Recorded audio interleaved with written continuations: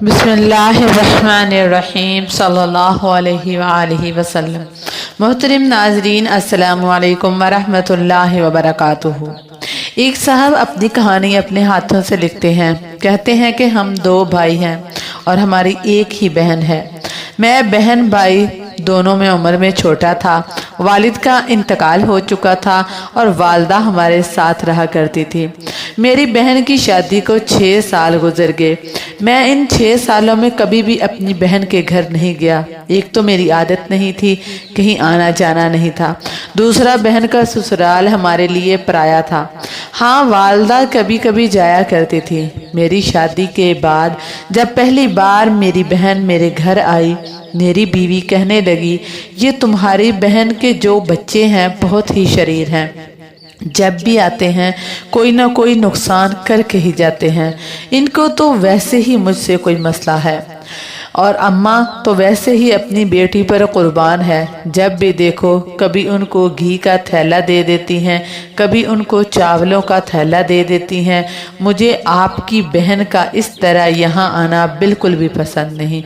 अपनी अम्मा को समझाएं, जिनकी बेटी है उसे वही का वही रहने दें।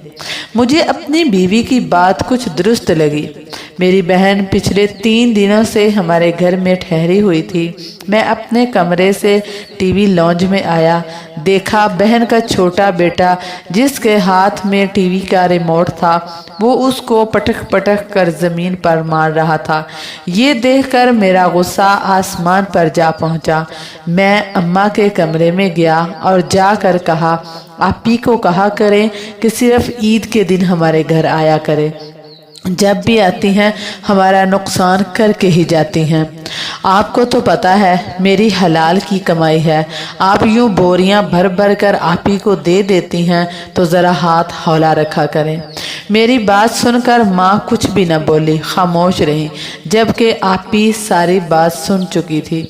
मुझे इस बात का इल्म नहीं था। अगले ही दिन आपी ने चादर ली और बच्चों को कहती हैं, उठो घर भी जाना है। जब मुझे मिलकर जाने लगी तो मैंने कहा कुछ दिन और रह लेती, और आपी मुस्कुरा कर बोली, बच्चों ने स्कूल भी जाना है और घर भी अकेला छोड़कर आई हूँ। ऐसे ही साल गुजर गया मगर आपी हमारे घर नहीं आई। बड़े भाई ने ज़मीन खरीदी और वहाँ रहने के लिए चला गया और अम्मा को भी साथ ले गया। अब घर में सिर्फ मैं, मेरी बीवी और मेरे बच्चे थे। मेरे बेटे की तबीयत अचानक ख़राब हो गई। उसके इलाज में सारा पैसा पानी की तरह बह गया। बीवी ने सारा जेवर बेच दिया। मेरे पास जितनी रकम थी वो भी ख़त्म हो गई। मैं परेशान अपने घर में बैठा हुआ था कि मेरी आपी आई और कहने लगी, हौसला करो, मुन्ने को कुछ नहीं होगा।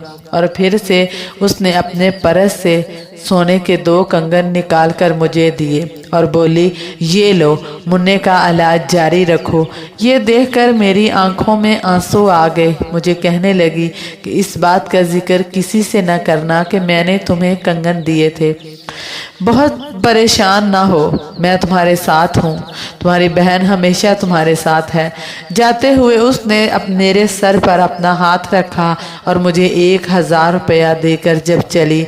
जब मैंने नोट देखे तो वो सारे 50-50 के थे, जिससे साफ जाहिर हो रहा था कि ये उनकी कुल जमा पूंजी थी। जब वो जा रही थी तो मेरी नज़रें उनके जूतों पर पड़ी, जिनकी हालत बिल्कुल खस्ता थी। वो पिछले चंद सालों से एक मखसूस चादर पहन कर आती थी। हालात बहुत तंग थे मगर हमने कभी मदद नहीं की।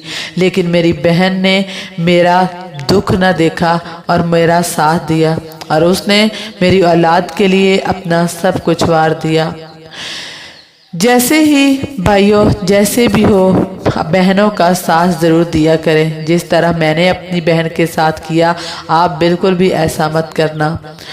और उन्हें, बहनें तो फूल होती हैं, उन्हें आंखों पर सजा कर रखा करें, पैरों के तले ना रोंदें और बहनों से